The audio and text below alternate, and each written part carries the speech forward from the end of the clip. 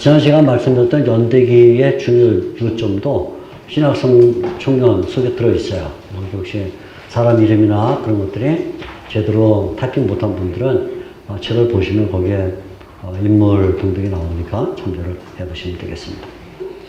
자, 로마서의 요점, 복음에 총 집중을 하고 있다. 복음 총 집중을 하다 보니까 의를 말하게 됐고, 의를 말하다 보니까 믿음을 말하게 되는 이런 어떤 순서가 되는 것이죠. 두 번째, 고린도전서. 고린도전서는 우리가 잘 아는 대로 교회의 다양한 문제를 해결하는데 바울이 집중하고 있죠. 1장 8절에 보게 되면 너희를 책망할 것이 없는 교회로 만드는 거. 이게 바울이 고린도전서 1장 8절에 책망할 것이 없는 그런 교회로 예수 모실 때까지 지키는 거. 그게 목적이다. 이렇게 말하는데 로마서가 구원론에 강조를 두고 있다면 고린도전서는 교회론의 강조를 두고 있는 그런 표현이죠. 그래서 고린도전서를 읽어보면 바울 서신 가운데 교회라는 말이 가장 많이 나오는 성경이에요. 교회. 에클레시아. 교회가 모두 22번 나와요. 에클레시아. 교회의 지금 교회 지금 모든 그 이야기를 끌어가는 거죠. 교회. 에클레시아. 그래서 22번 나오니까 굉장히 많이 나와요. 거의 바울 서신에서 제일 많이 교회에 대해서 이야기하고 있는 성경이다. 신약 성경에서 사도행전을 제외하고는 가장 많이 나오는다 이렇게 볼 수도 있어요. 그 가운데 5번 하나님의 교회, 하나님의 교라. 교회인데 그냥 교회가 아니라 하나님의 교회. 이렇게 부릅니다. 하나님의 교회. 5번 나오는 표현인데. 그러니까 이게 바울이 1장 처음부터 교회를 가리켜서 고린도에는 하나님의 교회 이렇게 말하는데 맨 마지막에 15장 9절에도 하나님의 교회 이렇게 불러요. 그러니까 15장까지 왔을 때는 벌써 교회가 갖고 있는 분쟁 문제, 음행 문제, 소송 문제, 그 다음에 이런 우상체물을 다 겪은 그리고는 부활 얘기하는 때예요. 15장은. 근데 그때 이미 교회가 얼마나 문제가 많은 걸 알고 있으면서도 15장 9절에 교회를 하나님의 교회다 이렇게 부르는 거죠. 15장 9절. 그러니까 바울의 마음속에는 지상에 있는 교회는 완벽할 수가 없고 늘 문제가 있다. 다만 그 문제를 풀어가야 된다. 풀어가야 된다. 문제야 어쩔 수 없어. 그러면 안 되고 그 문제를 풀어가야 되는데 이 교회의 여러 가지 문제, 분쟁, 소송, 음행, 우상제물, 영적인 것에 대한 무지함, 또 부활, 부인하는 것, 이 모든 것들을 바울이 한꺼번에 풀어줄 수 있는 용어를 찾아냈어요. 바울이. 그 용어가 뭔가. 이 모든 문제를 한꺼번에 해결할 수 있는 용어, 그게 뭐냐면 몸이라는 단어예요. 몸이라는 단어입니다. 몸이라는 단어를 찾아냈어요. 몸. 소마라는 단어를 찾아요. 몸이라는 찾았으면서 이 고린도 전서를 읽어보게 되면 몸이라는 단어가 아주 자주 나오는 것을 볼 수 있는데 자주 나옵니다. 아주 자주 나와요. 이 몸이라는 용어를 가지고 고린도 교회가 가지고 있던 다양한 문제들을 다 해결하는 어떤 키워드가 됐는데 핵심 단어입니다. 몸 이렇게 말하는데 이 몸이라는 단어는 먼저 신체를 가리킨다네. 신체.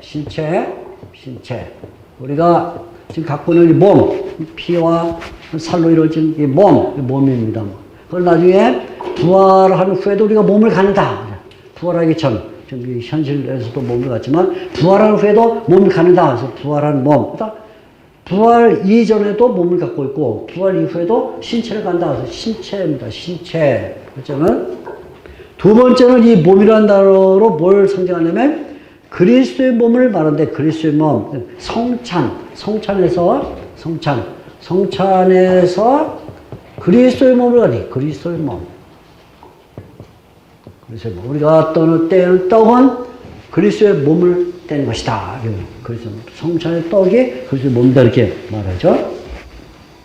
또 하나는 이 몸이라는 말을 가지고 은사의 통일성을 말할 때 써요. 은사의 통일성. 은사의 통일성.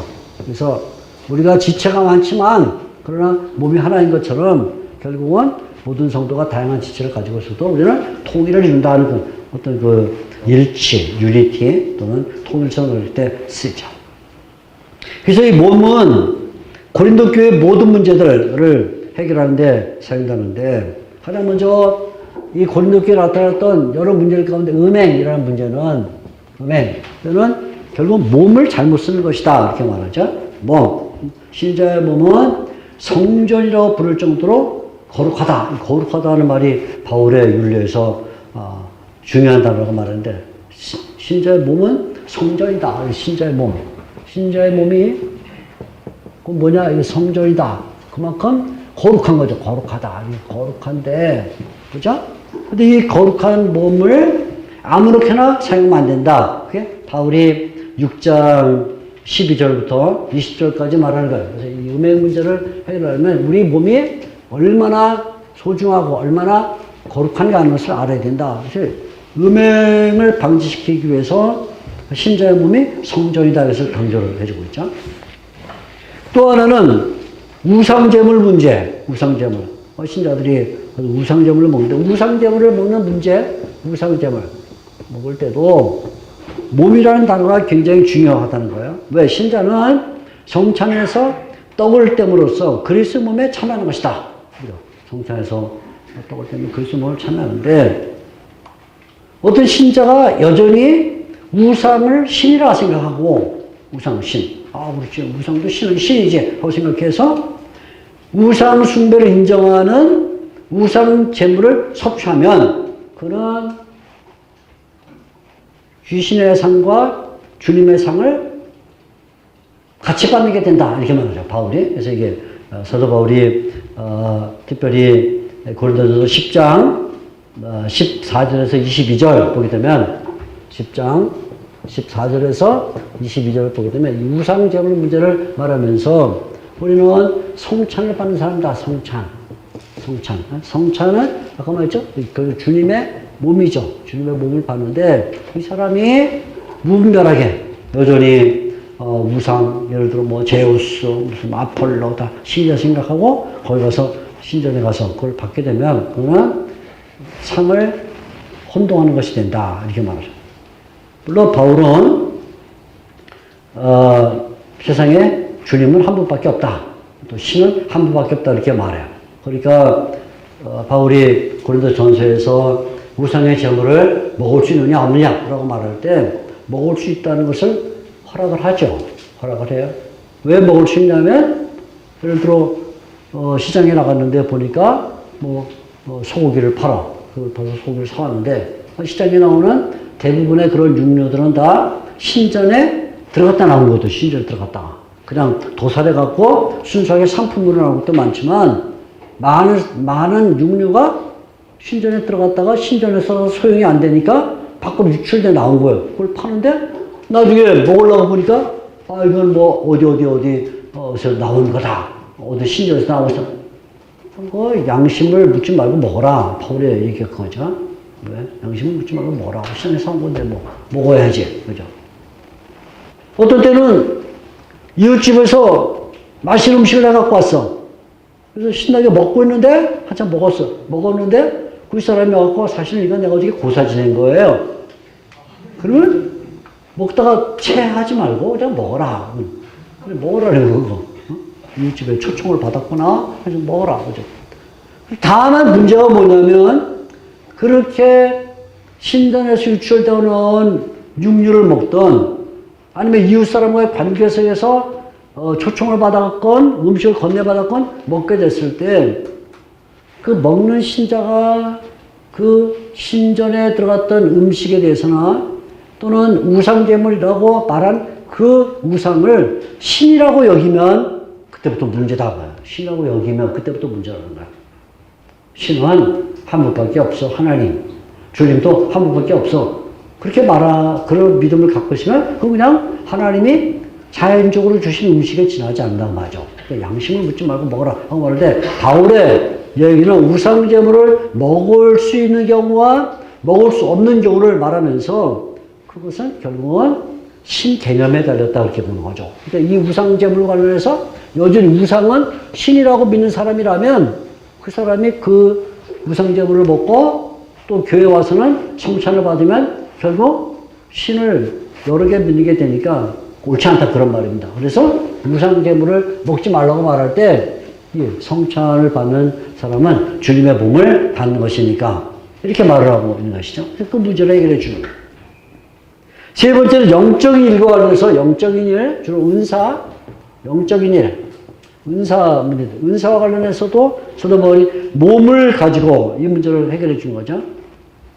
신자가 다양한 은사를 받는데 어떤 사람은 손의 은사, 어떤 사람은 눈의 은사, 어떤 사람은 발의 은사를 받는데 그 손의 은사건 발의 은사건 눈의 은사건 그 은사들은 다 몸에 붙어 있는 거다. 몸. 근데 몸은 누구냐면 그리스도시다.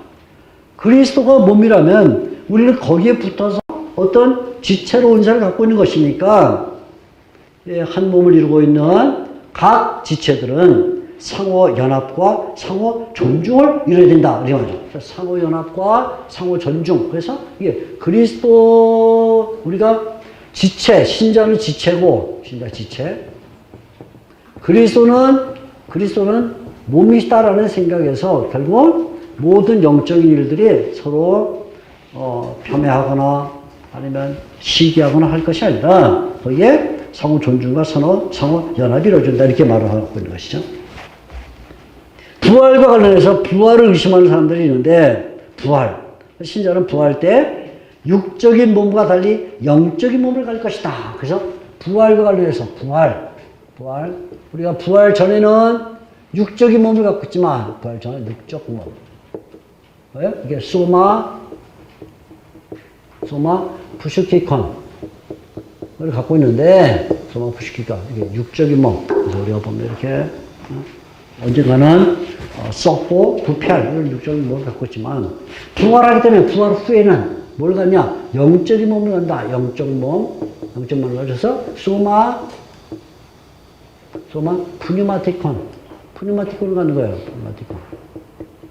이렇게. 그러니까 우리는 부활해서 결국은 다시 썩지 않을, 썩을 것으로 심고 썩지 않을 것으로 반응당할 때 썩지 않을 몸을 가질 것이기 때문에 그 썩지 않을 몸, 영적인 몸을 받을 것을 생각하면 부활이 확실하다. 그걸 믿을 수 있다. 이렇게 말해요. 그래서 부활을 부인하는 사람들에게 육적인 몸을 갖고 있는 것 아니야. 너희들 지금 다 살아있는 동안 그럼 육적인 몸을 갖고 있다면 나중에 영적인 몸을 갖게 될 것인데 부활을 못 믿으면 되겠냐. 이렇게 말하는 거죠. 그래서 부활의 문제도 몸이라는 개념을 갖고 얘기를 하는 거예요.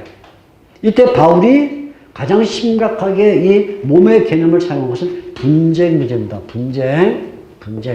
처음부터 나오는 이 분쟁 문제죠. 분쟁도 결국 몸이라는 단어를 갖고 해결해 주는데 12장 13절에 보면 12장 13절 유명한 구절이죠. 12장 13절에 바울이 너희는 한 성령으로 세례를 받아 한 몸이 되었다. 너희는 한 성령으로 세례를 받아 한 몸이 되었다. 이렇게 말할 때 너희가 한 몸이 됐어요. 한 몸 됐다. 이렇게 말하죠. 근데 너희가 어떻게 한 몸이 될 수 있느냐. 너희는 다 각각이잖아요. 어떤 사람은 얼굴이 동그랗게 생긴 사람, 얼굴이 넓적하게 생긴 사람, 얼굴이 가늘게 생긴 사람, 키가 큰 사람, 키가 작은 사람, 다 각각. 너희는 다 각자죠. 다 각자입니다. 하나인데 그게 어떻게 원이죠. 바디가 될 수 있냐. 원 바디. 하나인데, 그죠? 이치가 다 각각이 어떻게 하나가 될 수 있냐 하면 하나가 되는 그 신비의 방법을 바울이 말하는 성령으로 세례를 받았기 때문에 성령으로 세례. 이게 성령 세례를 말이죠. 성령으로 세례라는 것이 요사에 끼어 있는 거죠. 이렇게. 그래서 신자가 성령으로 세례를 받으면 세례를 받으면 원 바디가 된다. 그래서 성령으로 세례를 받아서 우리는 여기 사도 바울이 두 가지를 중요하게 생각합니다. 첫째는 한 몸이 됐다는 말은 성령으로 세례를 받았다는 말이고, 세례를 받았다. 성령으로 세례를 받은 사람이다. 성령이 이미 관여되어 있는 사람이고, 또 하나는 성령으로 세례를 받아서 그 결과가 한 몸이 된 것이다. 원 바디가 됐다. 그러니까 원 바디가 되는데 이제 와가지고 바울파, 게바파, 아볼로파 나누게 되면 몸을 뭐하는 쪼개는 거잖아요. 그러니까 바울이 고린도전서 1장 13절에서 어떻게 그리스도가 나눌 수 있느냐, 그리스도가 나눌 수 있느냐, 그 말은 무슨 말이냐면 몸을 어떻게 쪼갤 수 있느냐, 그래, 쪼갤 수가 없다. 12장 13절에 한 몸이 되었다. 그렇다면 신자가 뭐냐? 신자가 그리스도의 몸이 되는 거예요. 신자 전체가 다 합해갖고 그리스도의 몸이라. 그래서 바울이 이 고린도전서에서 한 유명한 말이 두 가지인데, 너희는 그리스도의 몸이고, 12장 27절, 너희는 그리스도의 몸이고, 너희는 그리스도의 몸이고, 그리스도의 몸이다. 이게. 그 다음에 12장 27절에, 너희는 그리스도의 몸이다. 이렇게 말해요. 그리스도의 몸이고, 또 한 번 말합니다. 우리는 한 몸이다. 우리는 한 몸이다. 우리는 한 몸이다. 한 몸. 그래서 10장 17절에 말하는데, 한 번은 너희는, 신자를 딱 가르치기 위해서 너희는 그리스도의 몸이다. 그러니까 나뉘면 안 된다는 얘기죠. 또 동시에 우리는 한 몸이다. 한 몸. 그러니까 우리가 나뉠 수가 없다. 그래서 바울이 고린도전서에서 이 신학을 펼치면서 교회론을 정리하는데, 이 교회론을 정리할 때 가장 중요한 키워드가 뭐냐면 몸이라는 단어예요. 몸이라는 단어를 놓치면 안 돼요. 그래서 바울의 고린도전서를 읽을 때는 언제나 몸이라는 단어가 결국은 모든 문제, 음행의 문제, 우상 재물의 문제, 영적인 문제, 부활에 대한 문제, 분쟁에 대한 모든 문제를 해결하는 키워드다 하는 것을 기억을 해야 되는 것입니다. 이에 비해서 아까 말씀드렸죠. 고린도전서는 읽으면 이렇게 숨을 돌릴 때가 있어요. 여기까지 1장에서부터 4장까지 읽고는 좀 숨을 돌렸다가 5장에서 6장에서 숨을 돌렸다가 이렇게 숨을 돌릴 수가 있는데, 고린도후서는 숨을 돌릴 수가 없어. 그래서 쫙 읽어야 돼. 쫙 읽어야 돼. 고린도후서는 그런데 사도 바울이 고린도후서를 기록했을 때 본래 고린도를 갈 계획을 세웠죠. 고린도 방문 계획, 고린도후서를 쓸 때 고린도를 방문할 계획을 세웠는데, 바울이 의도적으로 고린도를 가지 않았어요. 자, 로마서 쓸 때 바울이 로마를 가려고 했는데, 그건 길이 막혔어, 길이. 자기가 가고 싶었는데 포기한 게 아니라, 가고 싶은데 갈 수가 없었어. 아까 말대로 경제적으로 결핍되기 때문에, 아니면 신체 이상이 생겼기 때문에, 아니면 대적자가 많기 때문에, 어떻든 간에 가고는 싶은데 못 갔어. 근데 왜 고린도후서는 바울이 가려고 했는데 스스로 포기를 했어요. 다릅니다. 로마서는 가려고 했는데 어떤 외부적 요건 때문에 못 갔고, 그것이 날씨 문제가 뭐건 간에 외부적 요건 때문에 못 갔고, 고린도후서는 바울이 고린도를 가려고 하는데 왜 못 가냐면 스스로 포기를 했다. 왜 포기를 했냐면 고린도 교회에 문제가 많아서 지금 이 기분으로 갔다가는 고린도 교회 가지고 엄청 회초리를 들고 매를 들고 때려야 될 것 같기 때문에 그런 거죠. 그래서 바울이 13장 10절, 고린도후서 거의 마지막 부분인데, 고린도후서 13장 10절에 자기가 고린도를 안 가는 대신에 편지를 쓴 이유를 밝혀요. 고린도후서 13장 10절 이렇게 말합니다. 내가 떠나 있을 때 편지를 쓰는 까닭은, 내가 떠나 있을 때, 지금 떠나서 내가 가지 않고 너에게 편지를 쓴 까닭은 너희와 함께 있을 때 엄하지 않기 위함이다. 엄하지 않기 위함이다. 이 말입니다. 엄하지 않기 위함이다. 때 엄하다는 말은 헬라어로는 아포토모스라는 말인데, 아포토모스. 예, 뭐예요? 편지 쓰는 목적이 가서 만났을 때 엄하지 않게 합니다. 편지 목적이 엄하지 않는 방문을 하려고, 엄하지 않은 말이 헬라어로 아포토모스란 말인데, 아포토모스란 말은요, 여러분 혹시 몸에 이상이 생겨서 종합병원 가면 CT 촬영한다는, CT 촬영, 그치? 그러면 CT 촬영. CT가 뭐의 약자야? CT 촬영한다. 알고 가야 되겠죠? CT는 컴퓨터로 단층 촬영. 컴퓨터 단층 촬영인데, 컴퓨터 단층 촬영이 영어로 보면 컴퓨터 토모그래피야. 컴퓨터 토모그래피. 저 써드릴게요. 컴퓨터 토모그래피.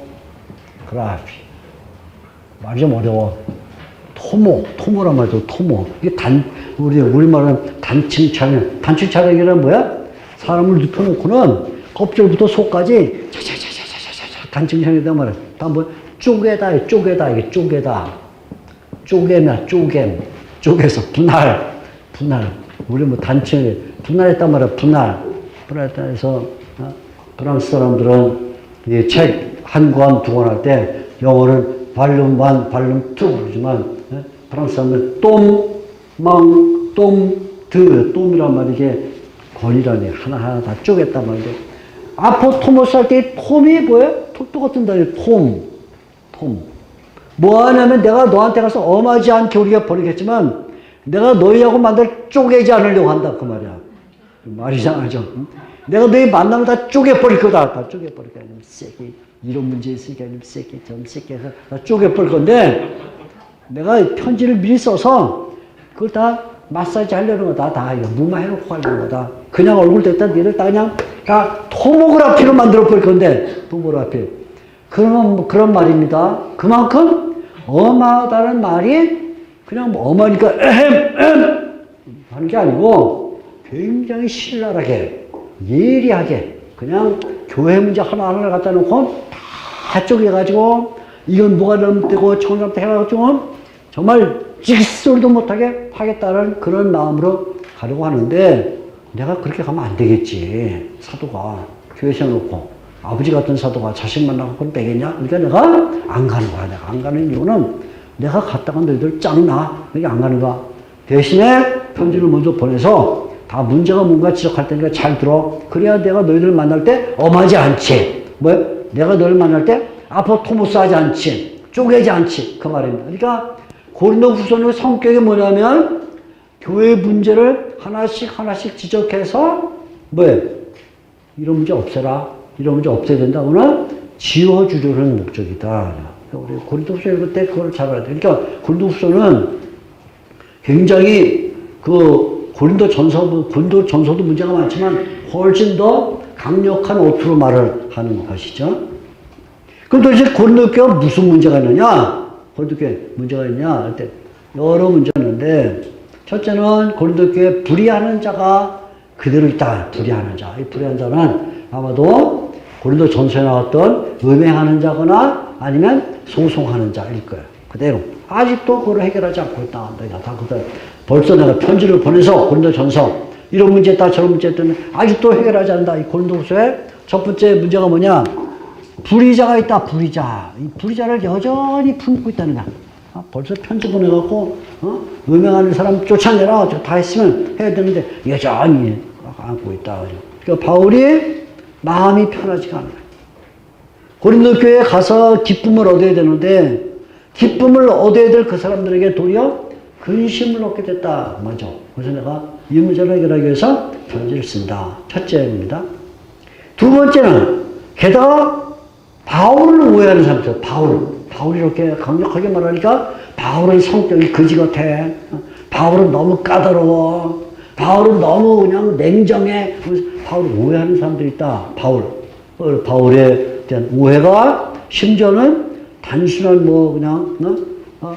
그런 오해 정도가 아니라 손해 감정. 그래서 마음을 꽉 닫아서 바울이 말하죠. 너희 마음이 좁아졌다. 마음이 좁아졌다.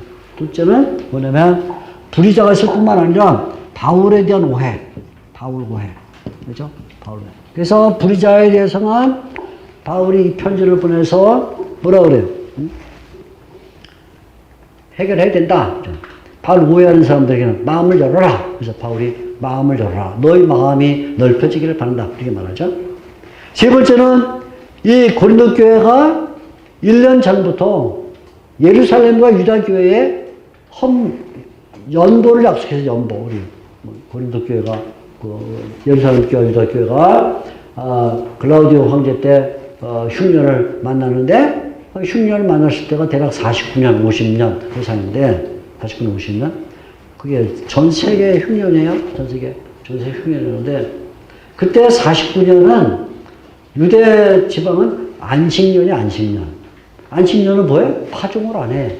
그러니까 가뭄이 오고 흉년이 왔어도 아무튼 파종을 하면 그나마 뭐라도 얻을 텐데 그게 안식년이기 때문에 파종도 못했어. 그래서 한편으로는 자연적 재해에다가 한편으로는 농사를 못 져서 그 식량난이 대가가 된 거거든요. 그래서 바울이 다니면서 전 세계 교회에 자기가 복음 전하는 교회 다 연보하자 해서 이 고린도 교회도 연보하기로 했는데 1년이 됐어요. 1년. 근데 옆에 있는 이웃의 마기도니아 교회는 그렇게 힘이 들고 가난하고 먹을 것도 없고 힘든데도 힘이 지나도록 연보를 해가지고 예루살렘 교회에 보냈는데 고린도 교회는 처음에 얘기했죠. 항구 도시거든요. 백길은 북아프리카 쪽에서 올라오는 모든 상어와 무슨 금은보석, 다이아몬드가 다 들어오는 통로고, 백길은. 스페인 쪽에서 오는 모든 게 다 들어오고, 아시아 쪽에서는 다 들어오는 거예요. 고린도 항구는. 그만큼 부유한 도시야. 게다가 그 도시로부터 시작해서 마게도냐 지역, 그 다음에 지금 현재 이란, 이라크 지역, 심지어는 그게 현재 독일 지역, 그래서 나중에 저 브리타니카, 영국까지 올라가는 이 수없이 많은 육로의 무역로가를 갖고 있어서 부유한데, 가난한 마게도냐 교회는 힘이 지나도록 연벌해가지고 예루살렘 교회를 도왔는데, 이 부유한 고린도 교회는 아무것도 아닌 1년 동안 아무것도. 바울이가 얼마나 화가 나요. 그래서 지금 말하는 거죠. 예루살렘과 유다 교회를 위해서 약속한 연보를 왜 시행하지 않냐? 8장 9절에 보면 연보 약속 불이행. 아니 가난해서 8장 9절에 나오는 주로 가난해서 그렇다면 이해가 되지만 가장 잘 사는 도시에는 교회가 이게 뭔 짓이냐 이런 것이. 거기다가 바울에게 가장 큰 어려움은 뭐였냐면 바울에게 대적자가 생겼다. 단순한 오해 정도가 아니라 대적자까지 생겨서 대적자. 이게 대적자 문제는 이제 10장에서 12장, 13장 초까지 이제 사실 10장, 11장, 10장 길게 이제 다루는 대적자 문제. 대적자가 누구냐 이런 걸 가지고는 이제 논쟁이 많은데 여러분이 이제 신약 총론에 보면 고린도 후서에 나오는 대적자에 대한 논의가 들어있으니까 참조해 보세요. 영주주의자냐, 아니면 철학자들이냐, 아니면 뭐 당시에 뭐냐 이렇게 막 유대주의자들이 많이 나온다. 아무튼 대적자들이 있었다.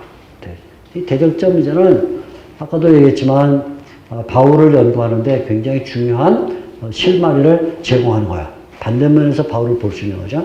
바울을 공격한 사람들을 통해서 바울을 볼 수 있기 때문에 굉장히 중요한 내용이 되는데, 이 모든 일에 대해서 바울이 지금 얼굴로 보게 되면 감당할 수 없는 그런 책망을 하게 될 것이다. 그래서 바울이 안 간 거야. 안 간 거죠. 다음에 가겠다. 지금 안 간다. 이렇게 말하고 있습니다. 그래서 고린도후서의 주제는 엄하지 않으려는 바울의 책망과 관련된 그런 서신이다. 이렇게 보면 좋겠습니다. 자, 오늘은 갈라디아서까지만 잠깐 말씀드리고 그쳐야 되겠는데, 갈라디아서는 로마서와 함께 중요한 문제를 담고 있으니까 잠시라도 말씀을 드릴게요.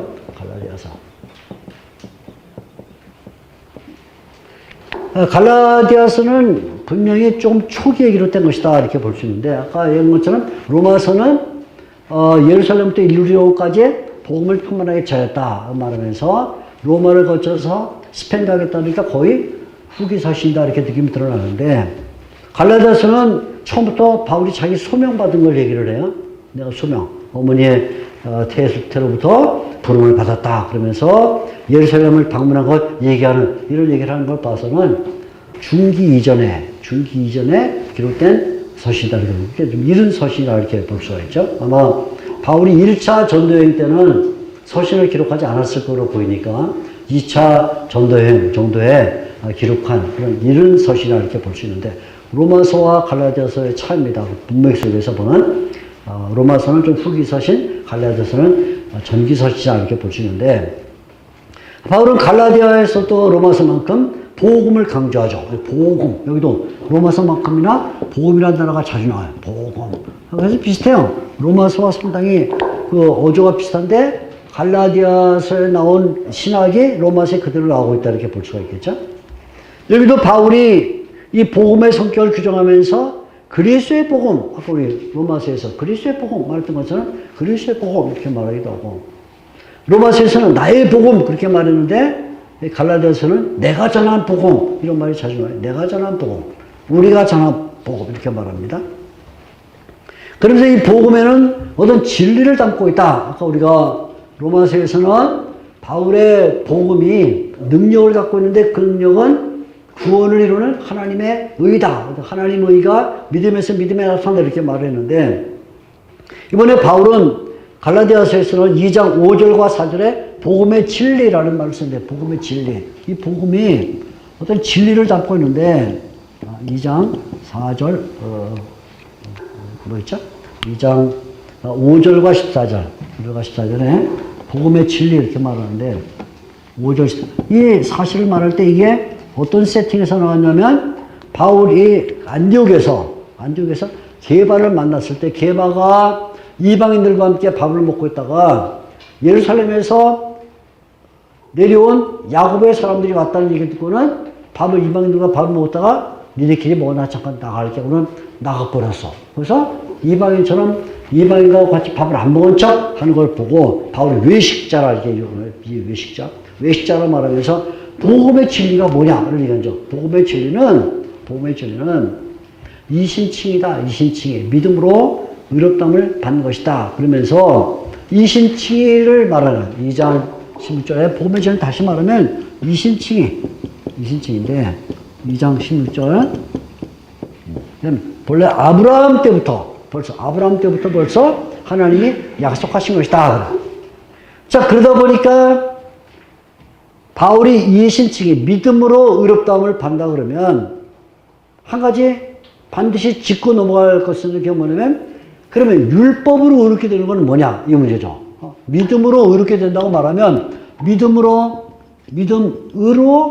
의롭게 된다 이렇게 말하면, 그럼 그 반대 율법으로 의롭게 된다 이건 무슨 말이겠냐 이거 설명해줘. 율법으로 의롭게 된다. 갈라디아서를 읽어보게 되면 율법이라는 단어가 상당히 많아요. 23번 나와요. 율법이라는 단어가 23번. 짧은 서신에 율법이라는 단어가 23번 나와. 그러니까 한 장에 거의 4번꼴 나오는 거야. 6장까지 됐으니까.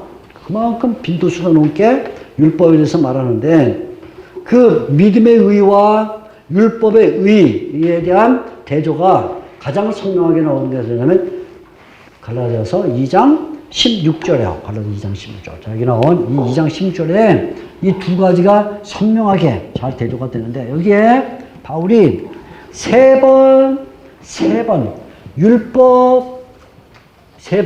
율법 행위로 말미암아 이런 말씀. 율법 행위로부터 말씀 세 번. 똑같은 표현을 세 번 써요. 에르곤 노무 이렇게 세 번 쓰는데 에르곤 노무. 율법의 행위로부터. 하나는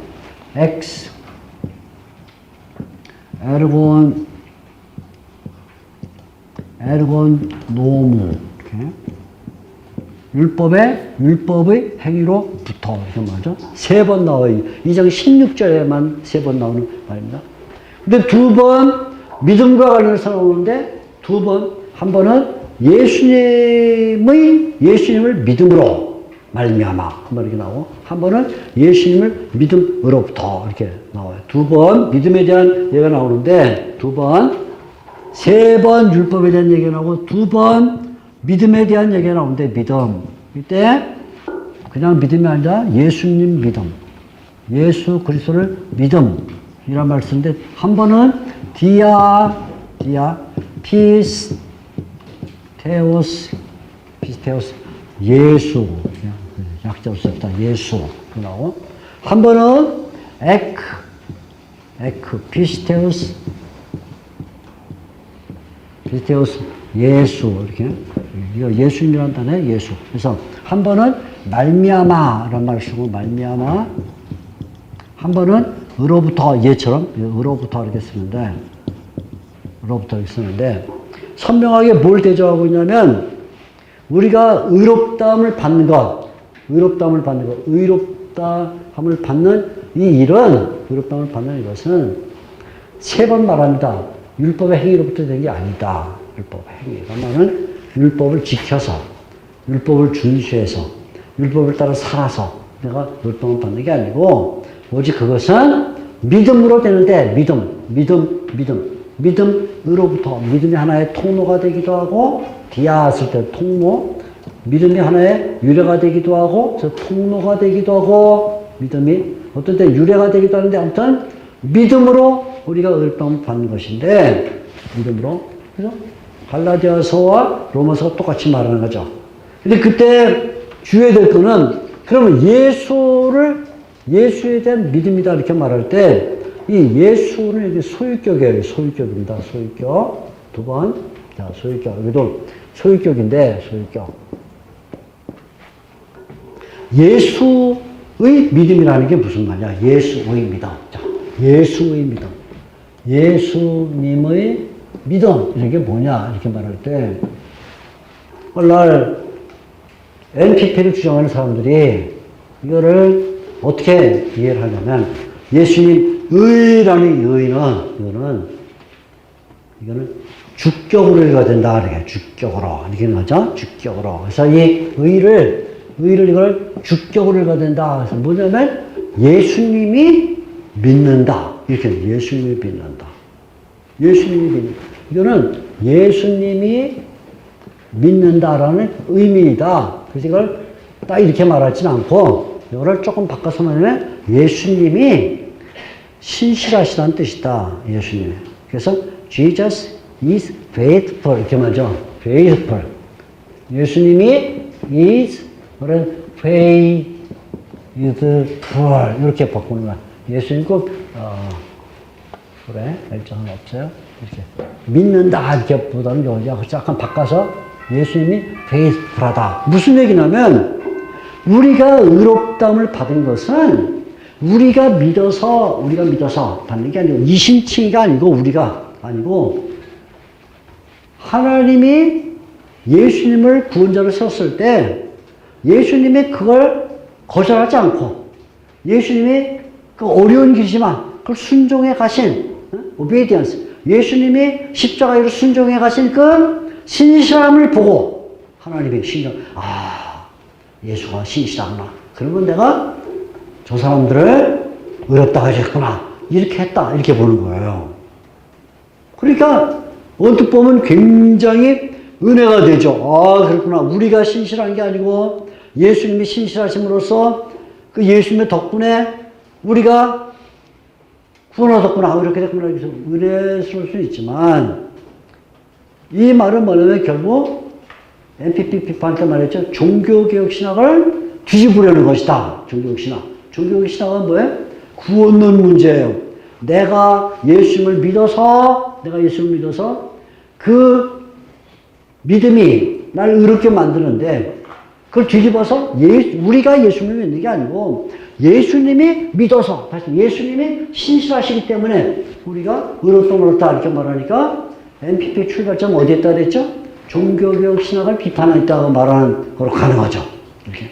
그런데 놀라운 것은 바울이 2장 16절에 3번 율법 행위가 아니다, 2번 예수님을 믿음으로 말미암아 의롭다라고 말하면서 이런 오해를 방지하기 위해서 분명히 2000년 뒤에 어떤 녀석들이 나타나서 이렇게 이거를 주어로 읽으려고 할 거다. 주어로. 안 돼, 지금. 이게 목적어야, 임마, 목적어. 절대로 목적어를 읽어야 돼. 예수님이 믿은 게 아니라 예수님을 믿는다다, 임마. 이거 잊어버리면 안 돼. 을 믿는다를 알려주기 위해서 2장 16절에 한 문장을 거기다가 바울이 넣었어요. 한 문장을. 오해가 생기지 않도록. 한 문장을 넣었어요. 2장 10절을 잘 보면, 그래서 우리는 2장 10절에 그 사이에 우리는 예수 그리스도를 믿었다 써서 거기다. 그래서 한 문장을 또 넣어서 오해가 생기지 않도록. 이건 주어가 아니고 목적어야. 목적어에서 거기다 바울이 우리는 또 예수를 믿었다 이 문장을 하나 넣어버렸어. 아예. 그런 오해가 생기지 않도록 떴다. 근데 MPP 하는 사람들이 이걸 자꾸 안 읽으려는 거야, 이걸. 싹 안 믿으려고 자꾸 그러는 거야. 오해를 방지해서 바울이 2장 16절에 우리가 그리스도 예수를 믿었다. 딱 놓아서 여기 말하는 믿음은 예수님이 믿었다는 뜻이 아니라 우리가 예수를 믿었다는 뜻이라고 딱 넣었다고 나오죠. 그러니까 결국 갈라디아서에서 구원론을 다룰 때, 구원론의 주제는 뭐냐면 로마서 마찬가지로 이신칭이다. 아까 제가 처음에 했죠? 로마서 1장 복음은 믿는 자에게 구원을 주시는 하나님의 능력이다 그럴 때 누가 믿어? 우리가 믿는다. 그걸 강조했다. 바로 처음부터. 1장. 그래서 우리가 믿는다. 믿는 자에게 구원을 주는 것이 중요하지. 예수님이 믿으셨기 때문에 그 공로로 구원받은 것. 그렇게 믿으면 된다. 말을. 그래서 종교개혁 발견했던 그 내용은 유효할 수가 있는 것입니다. 자, 오늘은 여기까지 강의를 드리고요. 다음 시간은 바울이 알려준 계시가 뭔가, 또 성경이 뭔가 말씀드리고, 아무래도 에베소서부터는 신학 종론 책을 한번 잘 읽어보시기를 바랍니다. 그러면